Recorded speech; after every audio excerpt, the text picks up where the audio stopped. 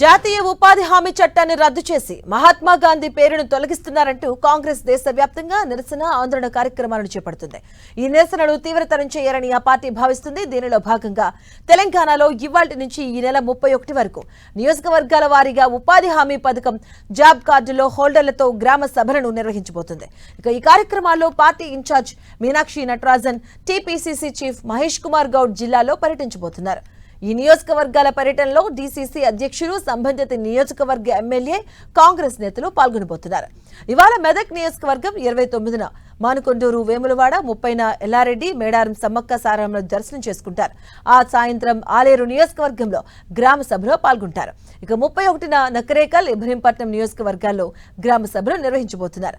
ఈ కార్యక్రమాల్లో గ్రామ సభలు ఏర్పాటు చేసి ఉపాధి హామీ కూలీలతో కాంగ్రెస్ నేతలు మాట్లాడబోతున్నారు.